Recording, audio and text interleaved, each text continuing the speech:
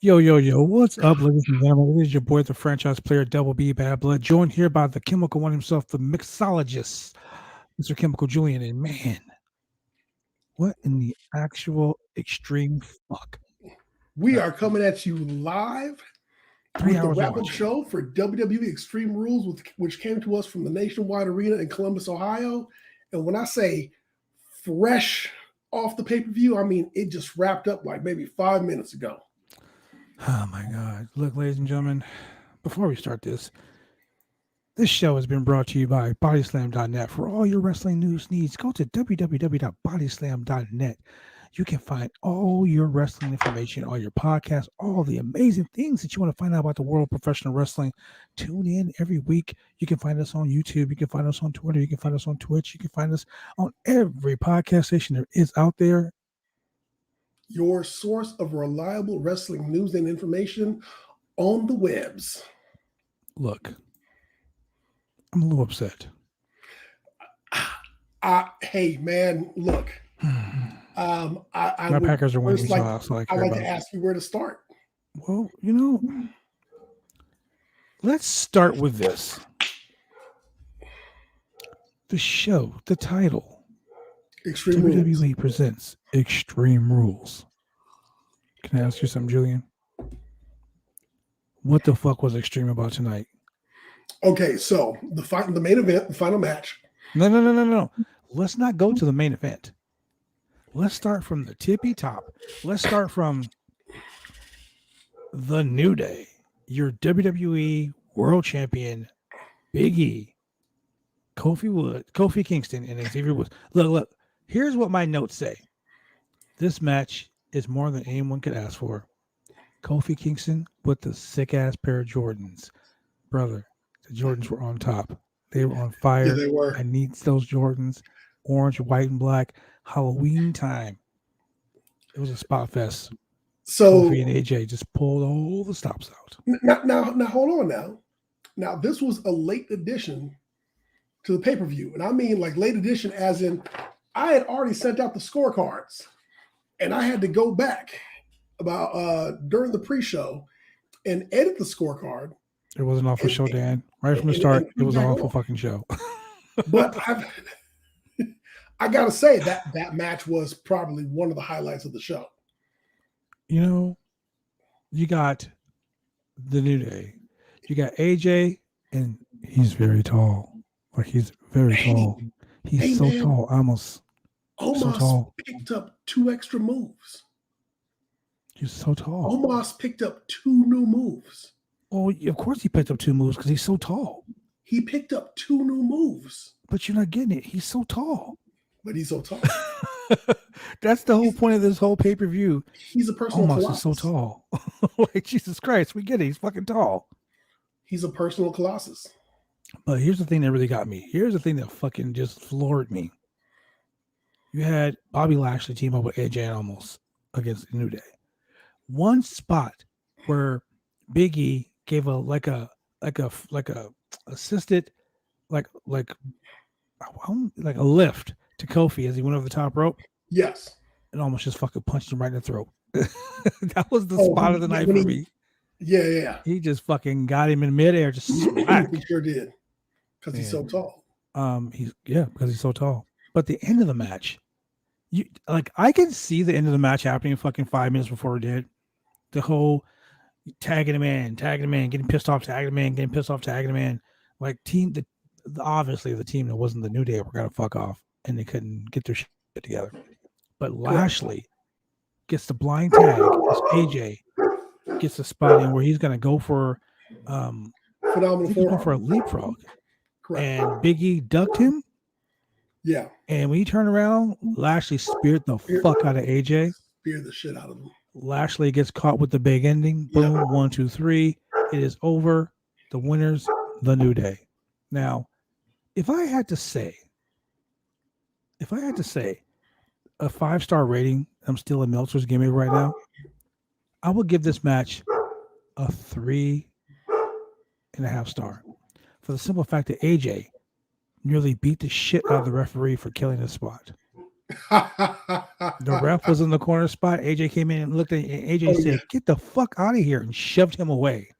yes.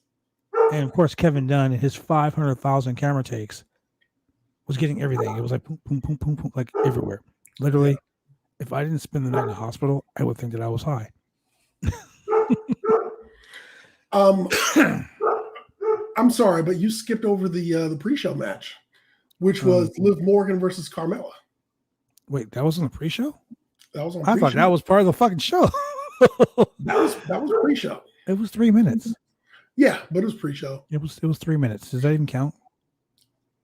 It counts, man. There was a pin. There was a 1, 2, 3. It counts. There were shenanigans. There were shenanigans. And you know what? I had Carmella winning, but she did not. There was no ref bump. There was no interference. There was no tables, ladders, and chairs. But there was a pin, and Carmella took the 1, 2, 3, and Liv Morgan walked away the winner. So, like I said, Liv Morgan was winning that match. So, did anybody care? Hold on. Let's go to the record book here because let's go to the wrestling lab. Oh shit! No. The dog knows all. The dog knows all. So let's see. I'm gonna put here blood 1. Julian 0. Now, ladies and gentlemen, if you're wondering why we're doing this, we did what we like to call predictions warfare. And we predicted some shows, and I predicted a whole bunch of shenanigans were going to happen in certain matches, and it sure the fuck did. Alka-Seltzer tablet in the mouth and everything. But we'll get to that when we get to that. Oh, the second match, or what we like to call the very first match on the show, was the New Day winning. Correct. The second match, the SmackDown Tag Team Championship. We had the Usos versus the Street Profits. And this went down exactly the way that I thought it would. However, the finish of this match made more sense than my prediction. So I had Dawkins getting pinned. Mm-hmm. But after what happened on SmackDown with, once again, Roman Reigns beating the brakes off of... he beat him like a government mule, man. He sure off of Mr. Blair. What's his name? Mr. Blair.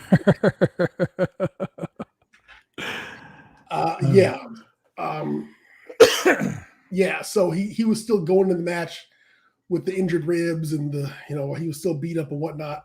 So the fact that they focused on his ribs and they went ahead and took him down, and that's how. And of course, man, look, ladies and gentlemen, I'm an engineer. I'm a scientist. I'm published. I'm not a wrestler. However, I do know that without a chest protector, if I had injured ribs and my finisher happened to be a frog splash, I wouldn't do it. Probably skip the frog splash that week. Probably so. But not Montez Ford. Oh no. And he did it extra high this week. He got way up there. McAfee says, did he jump off of the Titantron? He got way after he hit the ground, I expected Droz to come down with him. Oh my God. He went there. And he bounced. And of course he was rolling around holding his ribs. And so it resulted in the Usos hitting the double Uso splash. And 1, 2, 3. Took him to the Uso penitentiary, did they? Look, we both predicted the Usos were going to win this match. Usos win this match for a standard. It was a standard tag team match. I just kept screaming, like, where the fuck is the Extreme? Where is the Extreme and the Extreme Rules? Because there was no fucking Extreme shit. So there was no sticks, there's no tables, there's no chairs. The only thing that was extreme was the fact that Michael Cole is an extreme idiot. And McAfee made that fucking thing worth it. McAfee that guy is fucking awesome, man. But I would give this match. He's out there selling ice cubes to Eskimos in the middle of the winter. man in Alaska. in Alaska. I would say this match, quite honestly, was a 3.5, 4-star match. You know Once what though? again, still the Meltzer's It was gimmick. standard. It was standard fare for the Usos and Street Profits. I really would say that it's very rare that we get a bad match out of the Usos, especially when they're wrestling tag teams that they've had some experience with. Exactly. So I mean, they always put on a good show. What they have gotten away from is they've gotten away from. I think somebody was like, "Hey y'all, you can't be doing all them super kicks like the Bucks Yeah, and that's pretty everybody much what it else." was. So they've No, kind of no, gotten no, away because from they did that. a lot more later on. They did a lot more later on. We'll Yeah, talk about that too. but they're not hitting V triggers, for example. So, Yeah, there's not 50 V triggers in the match. but I mean, the Usos have definitely evolved over time and redefined themselves, and they've done a lot. So, but I think the Street Profits definitely they got plenty of road in front of them, so they'll be tag champs again. I mean, Yeah, this feud isn't over. I think that Montez came up with a lot of heat. Like there was some stiff shots, man. Like he was fucking pissed. Yeah. Like when you can hear the shots, I was like, yeah, that was pretty fucking. That was the only extreme part of the match, Kevin Brandt. Kevin Brandt saying right here, he says, extreme what? Exactly. Extremely not extreme. It was probably bullshit because we go to a backstage promo, and this is where the show gets extreme. This is Bobby Lashley. Bobby Lashley is pacing back and forth, and he is fucking heated. He's mad. So heated. I'm Bobby Lashley, and I'm mad. Bobby goes, Biggie, I'm calling you out because what you did after I hurt my knee and after I beat Randy Orton, what you did was chicken shit. Wow. That's almost the equivalent of saying bitch. Because see, the word bitch in professional wrestling, when a woman says it to another woman, oh, it's on. When a guy says it to another guy, it's on. But when a guy says chicken shit, I want a rematch for my championship tomorrow night on Raw. That's what I call bullshit. So that promo, I gave it 1 fucking star. Unless you're saying chicken shit to a Briscoe, then it has a whole different meaning. Exactly. But in this case, that's some chicken shit. It's ever since Bobby Lashley did the whole "I love my sisters," it's just there was a reason why they put him the MVP, and I understand he gets fired up and he wants to, but he just doesn't always deliver that well. So I mean, he got his message across.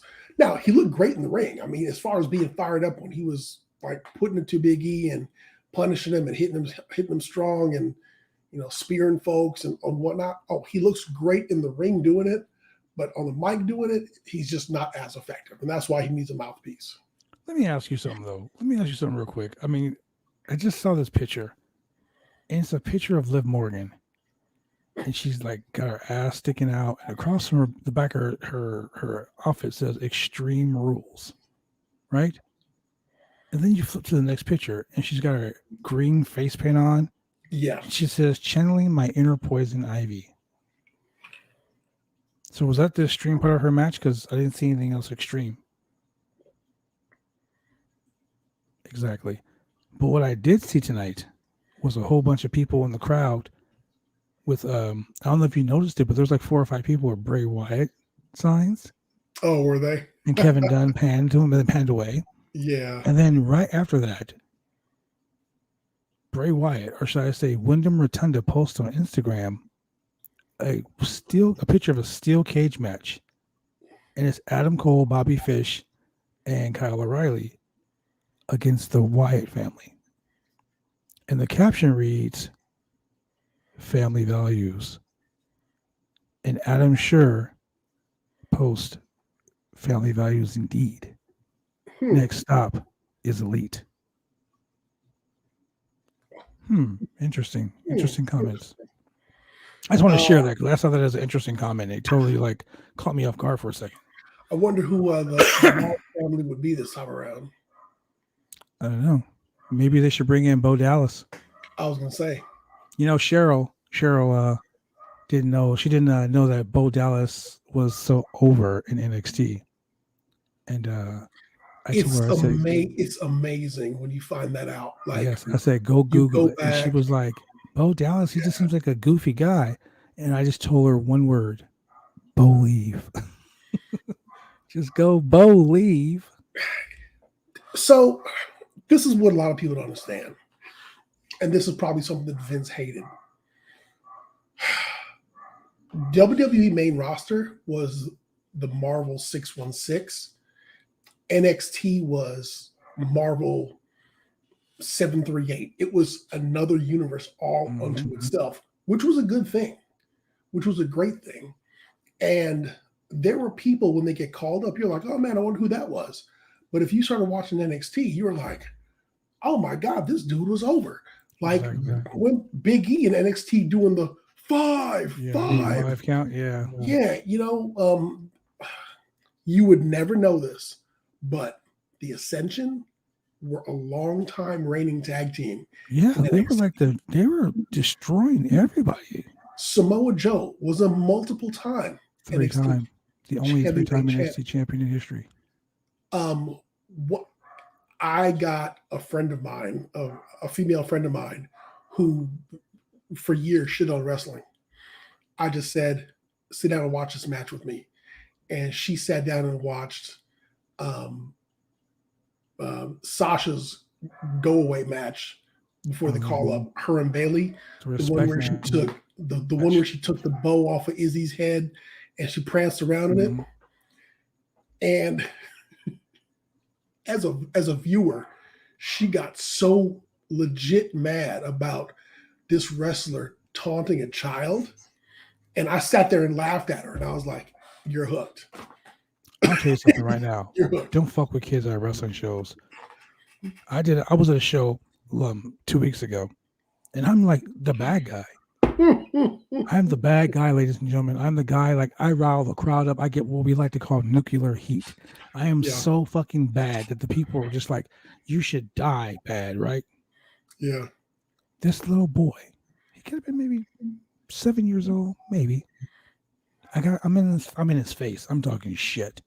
And I hold up 2 championship belts, and he was like, you cheated. And I said, it's not cheating unless you get caught. And I'm walking back up the ramp, and he goes, and you can suck my dick. And ladies and gentlemen, I just stopped. I literally I couldn't say anything. It was like, what did he just say that? He just told me that. Like, what are you, little boy? like, where's your mama at? Child. Where's your daddy language. At? I was like, language, right? So I said, what did you say, little boy?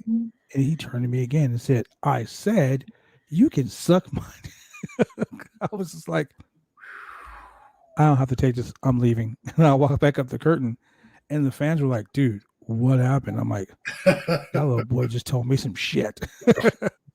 But anyway, going back to this shit of a show, the Raw Women's Championship match, Alexa Bliss versus Charlotte Flair. Now, guess what? I'm going to go ahead and mark myself off for this one because I know I didn't get my want and need, but Julian, you did. So you got that. We're tied 2-2 now. So guess what? So I said Charlotte was going to win, and Charlotte did win. But guess what? We didn't get Hocus Pocus. Whoa. Hold on. No. We did get some Hocus Pocus. What was the Hocus Pocus? Hold on. No. You want to know what the Hocus Pocus was? No. Okay, ladies and gentlemen. Well, this is it. Okay, wait. Let's get to the match first. The match was pretty decent, actually. It was a good match. There were a bunch of counters, man. There were so many counters and near falls. Oh my God, it was amazing. Yeah, and actually, so the Canadian Destroyer looked really good this time. Oh, you mean the Sunset Bomb because they refused to call it the Canadian Destroyer? Fine, Sunset Bomb, whatever. You know how they get. You know how the WWE gets, man, when you don't do things right. You know how they are. Especially, this right here. Nikki almost a superhero, Nikki Ash. Nikki almost a superhero, Nikki ASH. You know that. They get pissed. Vince is gonna send you a cease and desist every time you say something he doesn't like. So this was really a good match, and you know, Alexa Bliss did the little ball of fire, ball of fury thing, and number of comebacks, and she did the came back for the fury and the anger, and then of course Charlotte just had to go ahead and Charlotte her, Yeah. and then 1, 2, 3, and then once Alexa Bliss got pinned and No, got no, no, pulled no, off the no, no, no. Don't say anything else. okay, Now I'm gonna go ahead and go into my tirade. all right, go ahead. My notes: Alexa Bliss starts out hot, but gets cut off real quick. A couple stiff shots from Charlotte. Charlotte Yep. gives her the big swing into the guardrail. Just Yep. swings her into the guardrail, fucks her up. Charlotte goes for this moonsault spot, but misses and hits it again. So she hit the double moonsault for a quick cover 1-2. Bliss rolls out of it, rolls right into the natural selection. She rolls out of the natural selection to a single arm powerbomb. There were so many.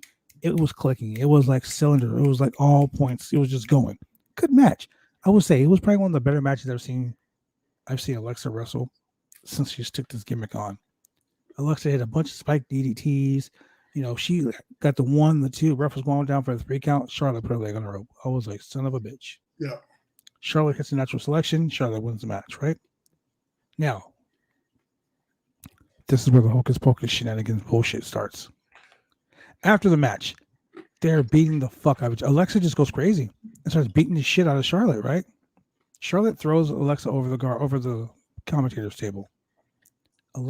Charlotte gets back in the ring and does the whole belt thing that Alexa used to do, but she does it with the fucking doll. She rips the doll apart.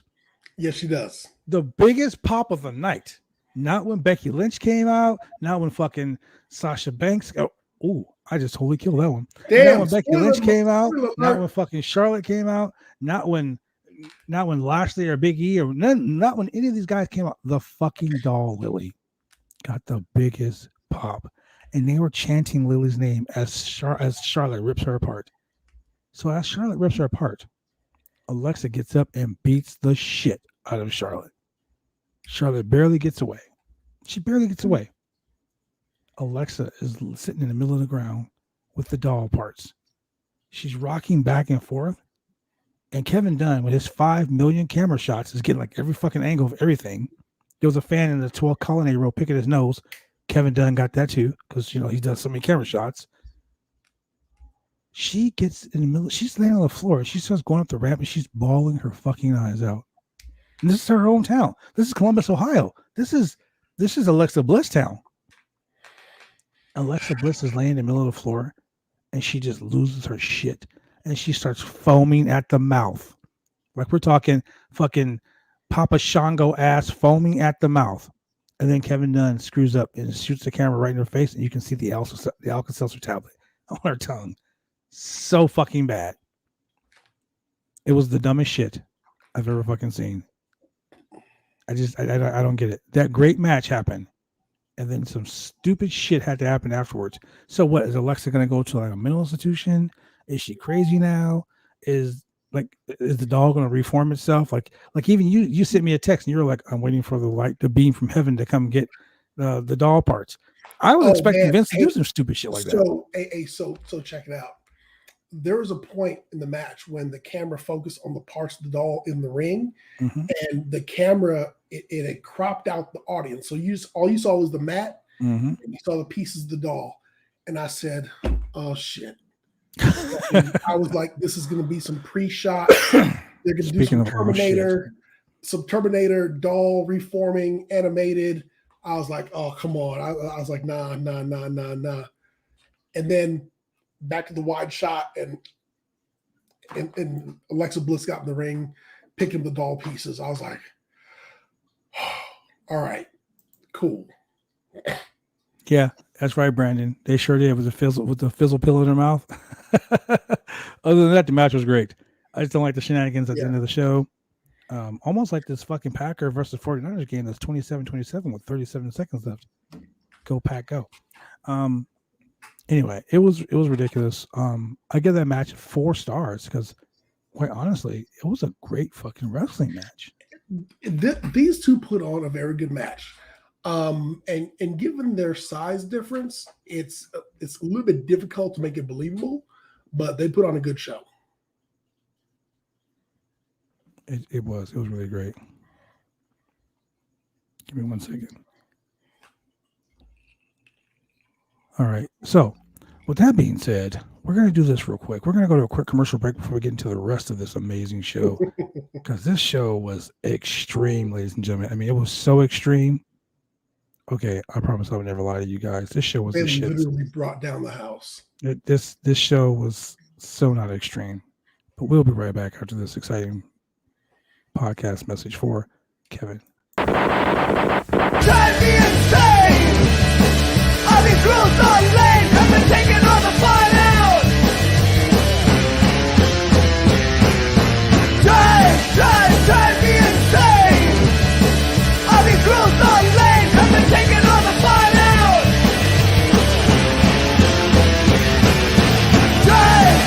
Drive me insane! All these rules...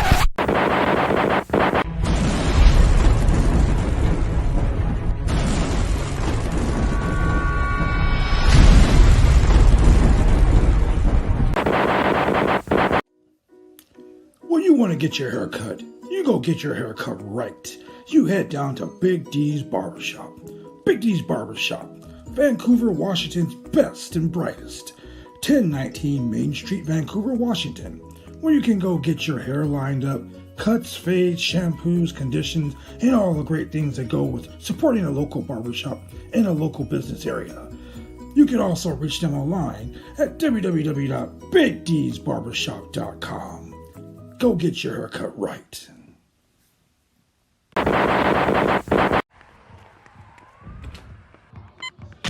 These are more than just the sounds of a safe place to go after school. These are the sounds of interest being ignited and of mentors making an impact. At Boys and Girls Clubs, we don't do just one thing. We do whatever it takes to meet the needs of every kid who comes through those doors. Because whatever it takes is what it takes to build great futures. Great futures start here.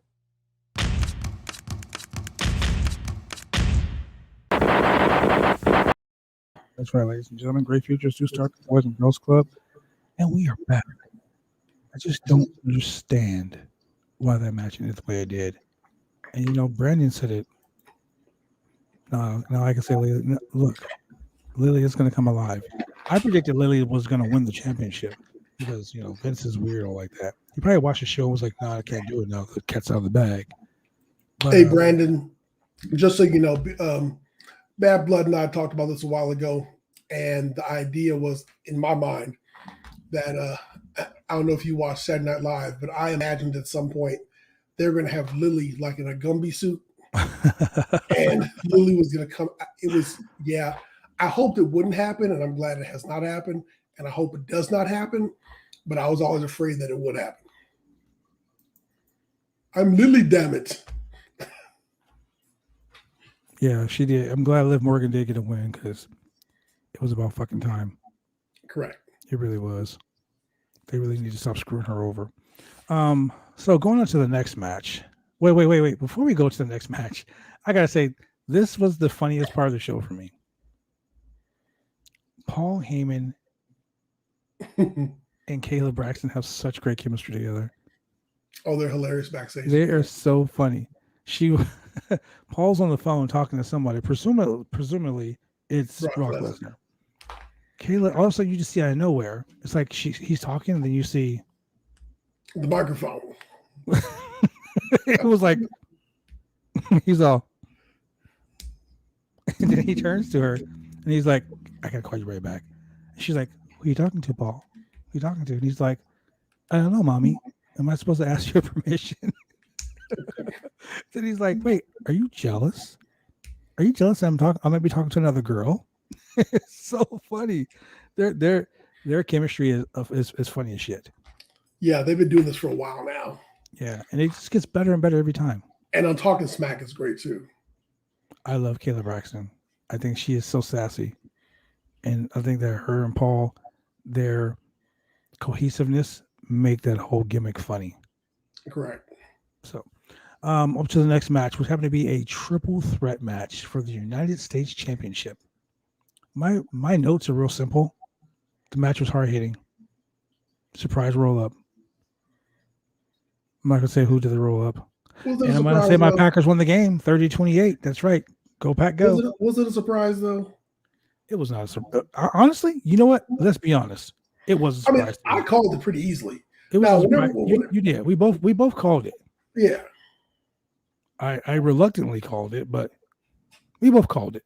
I will say, shout out to Simon Miller from Wrestle Talk, because Simon Miller has this board that he pulls down. The distraction roll, the surprise roll up board oh yeah, in 2020. That surprise roll up gimmick. Oh my God. They did that the finish 100 fucking times before September of last year. The WWE just doesn't know how to finish a match. So it happens again. Anyway. so our winner and still United States champion is Damian Priest with a clean win over Sheamus again. I will be surprised. I will tell you this: the senton on both Sheamus and Priest, and then the surprise roll up by Sheamus by Jeff Hardy again, and then the big ass boot. I just gotta say, man, Jeff Hardy worked his fucking ass off that match. Oh yeah, you can't go extreme without the Hardy Boys. Brandon, Brandon, me too. I totally thought that he fucking had the match, man. Really surprised he didn't go into the ring and pull out a ladder. I was waiting. A ladder, a table. You know, how you gonna have an extreme match with fucking one half of Team Extreme, with a Hardy, and not have a ladder or a table? I just don't get it. But keep in mind, ladies and gentlemen, this show is called Extreme Rules. Now, let's go back to 2020. Extreme Rules, the horror show. Every match, yeah, exactly. Every match on this show had an extreme match. Every match on this show had an extreme match. It was ridiculous. It was so like the referees were getting extreme. Like it was gangster. It was what the pay-per-view was called for. So I mean, I'm pretty sure that the WWE's next big pay-per-view, the Survivor Series, isn't going to be a series of survivors. It's probably going to be a series of one-on-one matches. You know, King of the Ring will probably have a bunch of women in it because they can't seem to fucking they can't seem to match the name of the show to the fucking matches on the show. Nah, they're just gonna do Queen of the Ring. That's all. And they fucking deserve it. Finally, backstage promo with Big E. Big E accepts the challenge for the Raw Championship. Big E says that he ain't hide behind Kofi, who, by the way, had the sexiest ass fucking Jordans on ever. I will be looking at Nike.com for them Jordans tomorrow. Because, I'm a Jordan fanatic along with my Chucks. Big E, basically that promo for me was Big E's coming out promo. Because he was like, I ain't hiding behind nobody. And you fucked up basically by calling me out because tomorrow on Monday night, and Big E straight up said it. In your ass. 8 p.m. Pacific Daylight Time. So the start of Raw. We are starting off Raw. Yeah, I was like, oh, Big E just fucking calling it, and Big E called his shot. Big E ain't fucking around. Ladies and gentlemen, just so you all know, just so everybody remembers, we are celebrating the 7th anniversary of one of the greatest Extreme Rules matches of all time. Because 7 years ago today, they should have had this match. We had one of the greatest matches that probably eclipsed half the matches on this show. Ever. And I am talking about from 2014. The biggest match ever. The WLC. That's right. WLC. Fought El Torito. And it was 3MB behind him with Los Matadores on the other side of the ring. And let me tell you something. I would pay good money today for a monster heel run of 3MB reforming with Boss Swoggle as their manager. Just tearing. I mean, right now we've already got a Monster McIntyre. We've already got the modern day Maharaja. Raja. Man, all we need is Heath Slater, the one man rock band coming He back. got kids, bro. He got kids. He got kids. He got kids. He got kids. He got kids. He's doing it for his kids. He'd do anything for his kids. Man, I'm just saying. And they just come back. They just start snatching titles. They just start whooping everybody. Hornswoggle, even have Hornswoggle pull Nia Jax as his woman. She's carrying him around. That'd be the comedy bit. The rest of it, they just be monster heels. I mean, 3MB would he be screaming my hole?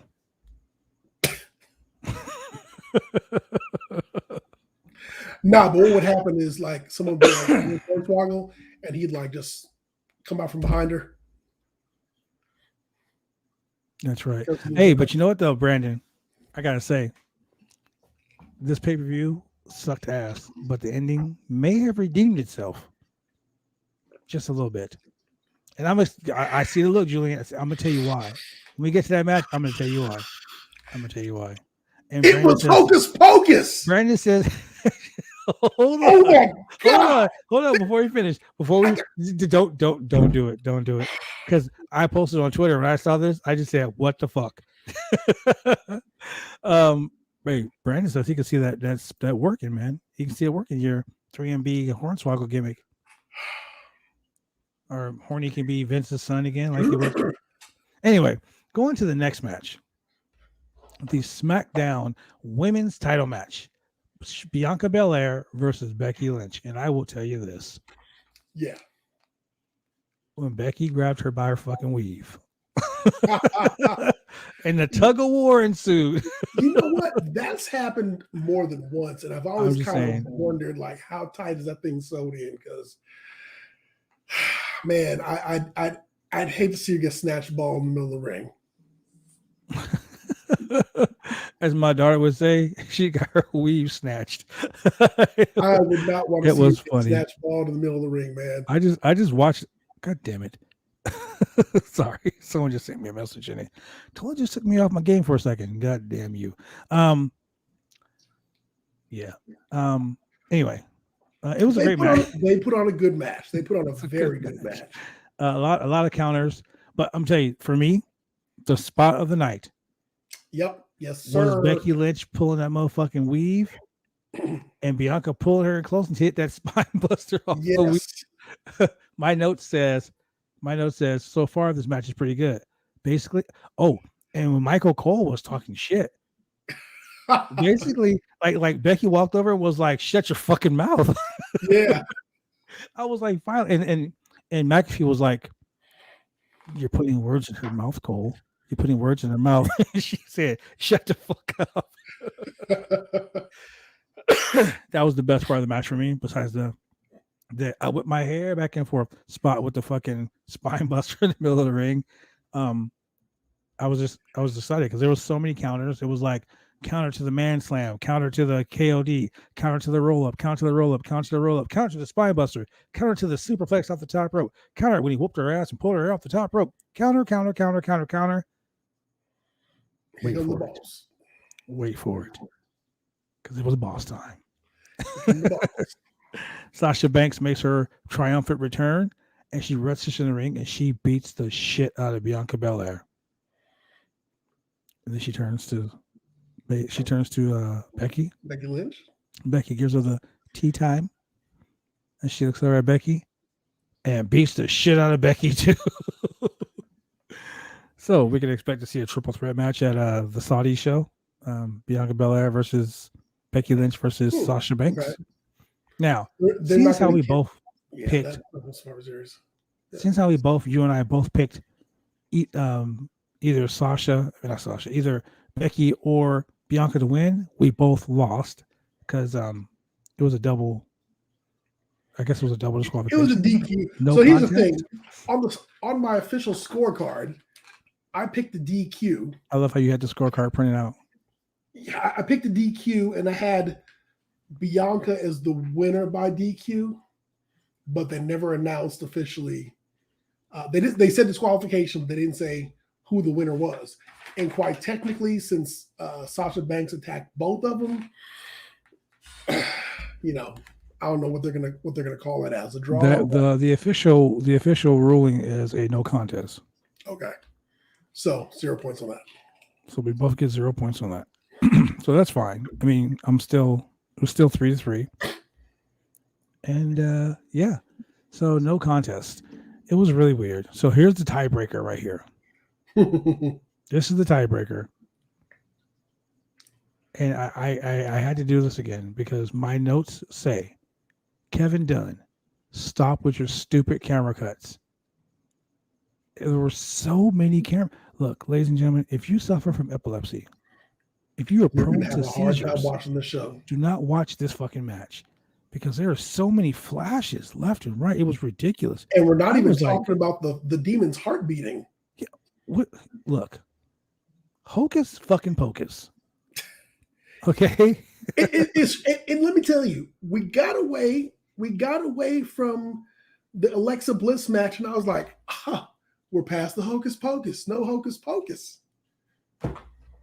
Yeah. Somebody in the back said, "Oh, we doing There's wait, there's more. we doing the hocus pocus Oh, tonight." you ain't got your hocus pocus on? That's okay. We got Somebody it for said, you. we bought 20 pounds of hocus pocus. We're Look. using all 20 pounds of it. Look, last night my daughter sits me down. She's because last night was National Daughter Day yesterday.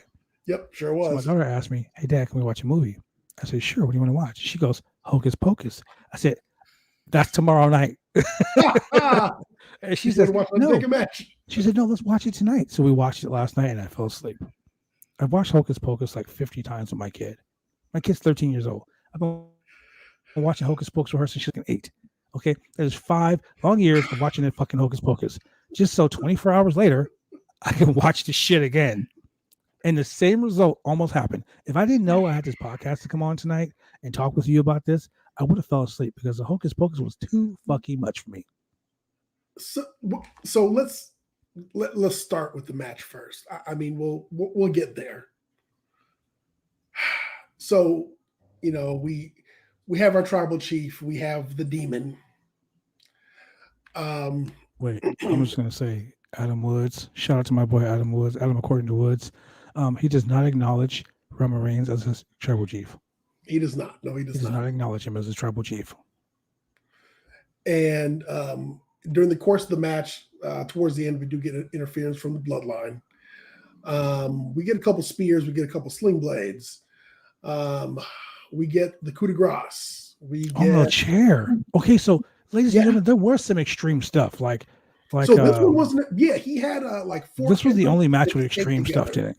This was the Extreme Rules match that, according to the rules, could only end by pinfall or submission in the ring.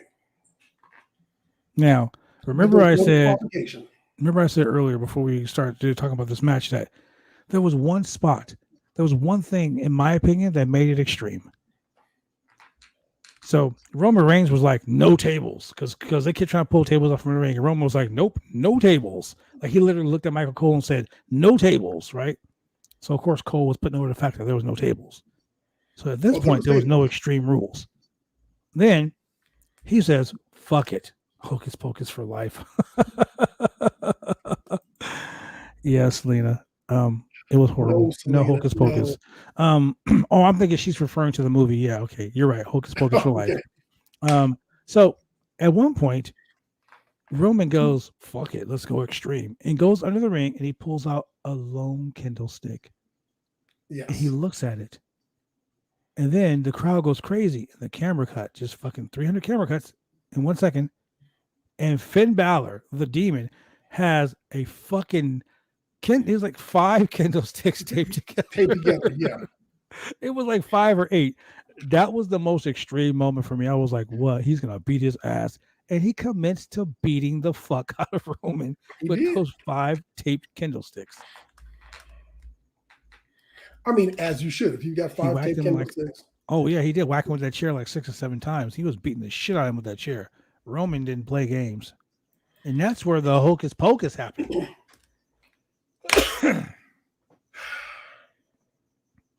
Yeah. Ladies and gentlemen, if you did not watch Extreme Rules tonight, I'm going to explain to you probably some of the most ridiculous shit I've ever seen on a wrestling show.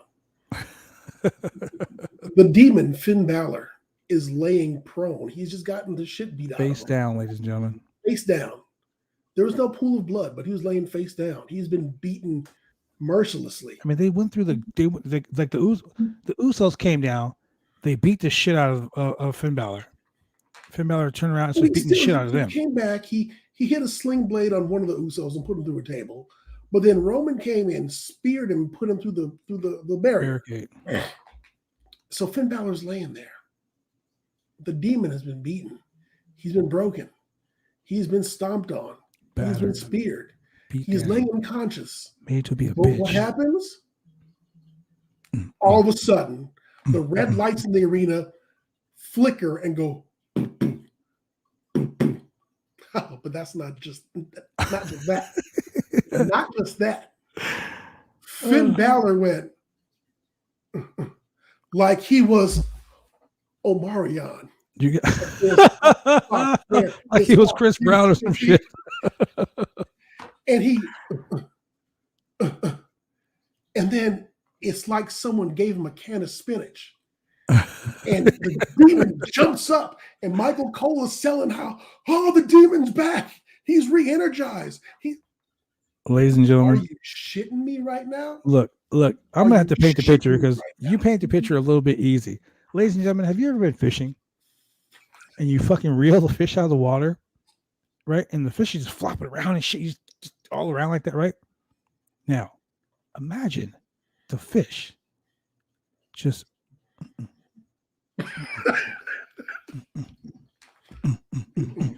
that's what fucking happened. And it was just when I saw it, I literally was sitting at my computer and I saw this and I started typing the word shenanigans. and then I said, I stopped. I literally stopped and I said, and I quote, Hocus pocus. Bullshit. In big bold letters, bullshit. I yelled, hocus. McAfee's commentary did say that though. He's so Pat McAfee is the fucking MVP of this fucking show. The announce team, Pat McAfee, sold the hell out of it. Oh my God. Now after Finn Balor went ham on everybody, and I do mean everybody, he went fucking ham. And he's about to hit the super recharged demon coup de grace, and he gets on the top rope. There was fog. Hold on. I've been a professional wrestler, ladies and gentlemen, for 29 years. That's a long fucking time. A long time. I've wrestled at least 2,500 matches in my 29 years. 2,500. That's a lot of fucking matches. A lot of matches. I've been all over the country, all over the world. I've wrestled in rings in Japan, England, Germany, Canada, and Mexico. But not once. I wrestled on an aircraft carrier in Guam, on the flight deck, windy as fuck. And I have never, in my 29 years as a professional wrestler, watched a man climb to the top rope, stand on the top rope, and the whole thing just fucking break. Now, keep in mind, not just one post, not the whole thing, all four. Not the whole thing, just the top rope. I don't understand. I just don't understand. That was extreme. Catastrophic structural failure of the top rope. Now, ladies and gentlemen, it's dangerous because what you don't understand is that those ropes are encased in rubber, tape, and you know when you drive down the street and you see a phone, like telephone pole or whatever, whatnot, that big thick ass metal wire that's holding that pole up, that's the cable inside the ropes. Now, it takes a fucking lot of weight to snap that. Finn Balor is 218 pounds. Yeah, you're gonna do it. Soaking wet with 2 boots on. There's no way that happened.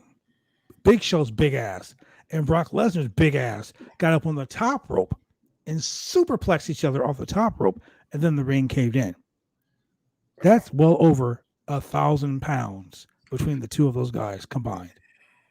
Finn Balor is Was popping on the rope. 218 pounds, soaking wet, with my 13-year-old daughter on his back, and he broke the rope. So I'm guessing like maybe one of the Usos had a cable cutter and popped the rope. Shenanigans. Shenanigans. So we had Hocus Pocus and shenanigans in the last match. In the final match. Extreme Rules. The closing match. But no DQ because it was Extreme Rules. And he got hit with the spear and he got pinned. One. Yeah, it was 2. I could totally tell the top rope was rigged. It had to be, man. It was. So once again, ladies and gentlemen, Vince McMahon thinks you guys are all stupid. My notes for this was, what the fuck? The top rope breaks. Balor gets beat. Bullshit finish. So, for those people in attendance at Columbus, Ohio, I'm sorry. I'm on sorry. a scale of 1 to 10, 10 being this show was fucking amazing, I'm gonna give it a 5.5. I will give the show. You know what? I'm going to give the show a 6.5 for the simple fact that we got the 6-man tag as an add-on bonus at the last minute, and it was a good 6-man tag. You know, you're right. The 6-man tag was phenomenal, especially the part where I almost fucking punched Kofi out of the. You know what? I'm gonna give the show 6 stars. I'm gonna give it 6 stars for the simple fact that Kofi had on his fucking fly ass Jordans, and the fact that Omos has learned two new moves. He didn't even do the whole double. Two brand new moves. With that being said, ladies and gentlemen, the show was a high 6. It was a high 6. I'll give it that. I mean, it was no SummerSlam, it was no Survivor Series. Yeah, it was no AEW Grand Slam, that's for fucking sure. Wasn't a Rampage either. But you know what it wasn't?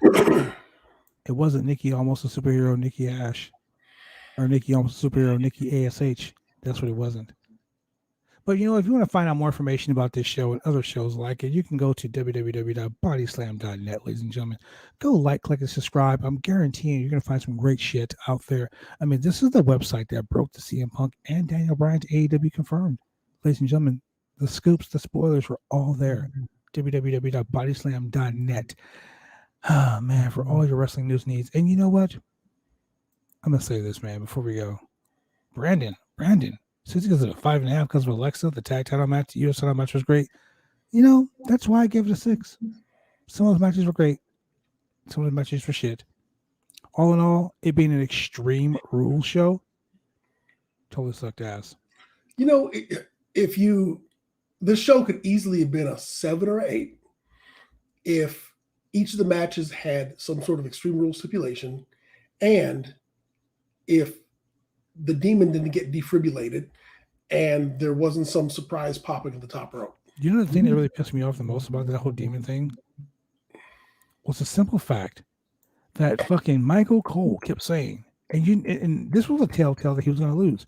The demon has never lost a main roster match. The demon has never lost a match in the WWE. Right there, you knew he was going to lose. Has he? Cole just kept saying it over and over again. When the demon came out, this match is another match that the demon has never lost. He's never lost a match on the main roster. He's never lost a match, period. I'm like, dude, shut the fuck up. You're just giving away the finish. Well, that was like Jim Ross saying 30-minute time limit. This match is only 30 minutes, right? Hey, y'all, this match, this right here, 30 minutes. Yeah, it is like that. All in all, Brandon said they started off with the kickoff match and got worse through the night, unfortunately. yeah, that totally pissed me off. He kind of spoiled it. Yeah, he did. Brandon, I could not say that Liv Morgan and Carmella were the highlight of the night. Man, I'm telling you, it was just one of those. It was one of those matches where you just you didn't expect much of the show, but you kind of expected to be what the show was fucking entitled, you know? You know what? It's just like how everybody was really prepared to shit on WLC, but afterwards they were like, God damn, that was great. I rather would have had WLC on this show than half the fucking matches in the show. That's what I've been saying. That's what I've been saying. Yeah, it would have been great.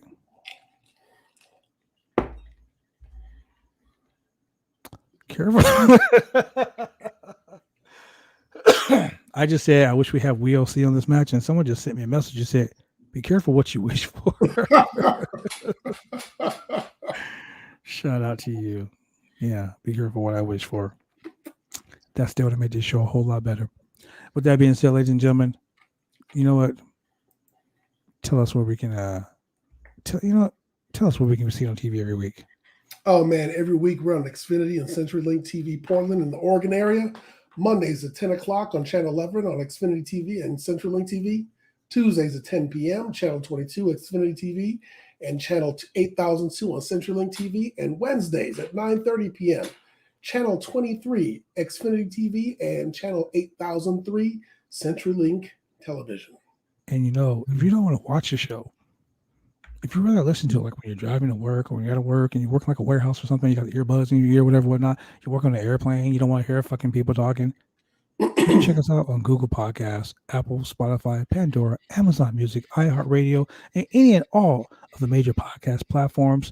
We are everywhere, ladies and gentlemen. Spotify is one of our main places also. Like, click, and subscribe. Go to the Roundtable Pro Wrestling Podcast on YouTube. Go to the Roundtable Pro Wrestling Podcast on Twitter.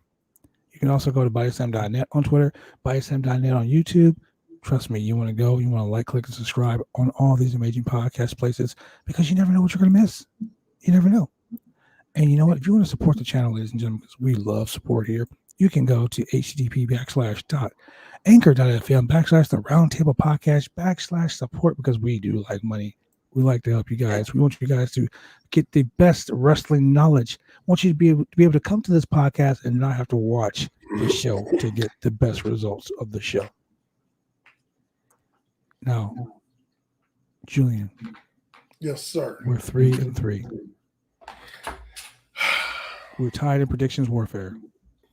Okay. So we got to go for Monday Night Raw, Bobby Lashley versus Big E. I say Big E. Oh, shit. Well, I was going to say Big E, too. Damn it. And we're 4-4. God damn it. Okay. Let's do this. We're going to have to pick a stipulation. Oh, there we go. Okay. I say Bobby Lashley loses. Not by the big ending, but by disqualification. Because I say the return of the Hurt Business on Raw. Okay. I'll agree with you. I will say that Bobby Lashley will lose by this. No. I will say that Big E will lose by disqualification because of Goldberg. Oh my God. If Goldberg shows up, if he's wearing his Coach Jim shorts and his son's fucking Nike, if he shows up wearing Jordans, he's winning. And here's why. Big E was quoted today as saying he'd like to be the person to retire Goldberg. He said he'd like to be the person to take Goldberg out to the behind send the old barn. Giller out to pasture. Yep. Send him home with his walking cane. And seeing as how Goldberg owes Bobby Lashley some payback for choking out his son, and maybe owes Big E a little bit of payback for talking a little bit of trash. Hey, Goldberg might try to come out and get a little payback on both of them at the same time. 2 birds with 1 stone. Well, here's the only problem I see with that. And that Goldberg sends is, us where? Goldberg is on the superstar contract where he only has 2 matches a year. He's already fulfilled those matches, unless Goldberg's going to get sucked into the Saudi Arabia show they keep promoting. So, and what I was going to say is, I mean, let's face facts. It's time to get Goldberg's contract cleared up and off the books and get him out of there. So, I mean, look at the end of the year. We're coming up in October. You're not going to put Goldberg on Survivor Series. You're not going to put him on Night of Champions. Saudi Arabia show is probably the biggest show with the biggest headline where they're getting the most money that you could put him on. So get the most bang for your buck. I know that Goldberg at the Saudi shows has been shit. Sure, let's call it that. He's been camo shit. That's what he's been. We'll kind of hope that he doesn't hurt himself again this time. Or anybody else. But just get him, hey man, thanks for your everything you've done. Best of luck in your future endeavors. And if AEW wants to pick up him and no, don't ruin a good thing. Because if that's gonna happen, then what's gonna end up happening is Goldberg's gonna wrestle Randy Orton. Randy Orton's gonna because that's what Randy Orton does. You know what would happen? So I mean, look, Randy Orton wrestle Big Show. Goldberg will wrestle Big E and Bobby Lashley in a triple threat match. Oh my Goldberg God. will get pinned. Bobby Lashley and Big E will leave the ring, and then Randy Orton will just come out to the ring, wake up Goldberg, and give him an RKO and a boot. And that's the go home. No, see, there has to be the punt kick too. That's how he gets rid of you. Look, he punted Mark Henry, AEW. He punted Big Show, AEW. He punted Daniel Bryan, Danielson, AEW confirmed. If you'd have punted CM Punk, why CM Punk? So if you get a punt kick, you go to the competition. If you just get RKO, you just go home. True statement. Look, Brandy knows. Everyone Randy beats goes to AEW. True. Randy Orton is the developmental for AEW. He's the endeavored killer. That's his gimmick, the future endeavor. That's what he should call it. Dude, the RKO should be changed to the future endeavor. That's it. Once you get hit with the future endeavor, you're gone. Fuck it, you're out of here. No one kicks out of the future endeavor. Yeah, you don't kick out of that one. No one kicks out of the future endeavor. It's true. We all know that. I think I might change my finisher to the future endeavor. Shit. Anyway, ladies and gentlemen, thank you very much for joining us here on the Roundtable Pro Wrestling Podcast. Once again, I've been your boy, the franchise player, Double B Bad Blood. This is boy, the mixologist of professional wrestling, the chemical one himself, Chemical Julian. And we will see you guys tomorrow night for the Monday Night Raw recap. Oh, yes. Or I say, Julian goes down. Bad Blood 3-4. Julian 3. Just like the Packers beat those San Francisco 49ers. Got a tiebreaker coming. With that being said, ladies and gentlemen, thank you very much for joining us here on the Roundtable Pro. Oh, I forgot about Ric Flair. He sent Ric Flair as packing too, but we ain't talking about Ric Flair on this podcast. Yeah. That being said, ladies and gentlemen, thank you once again for joining us here on the Roundtable Pro Wrestling Podcast. Peace out. And we're gone. Yippers.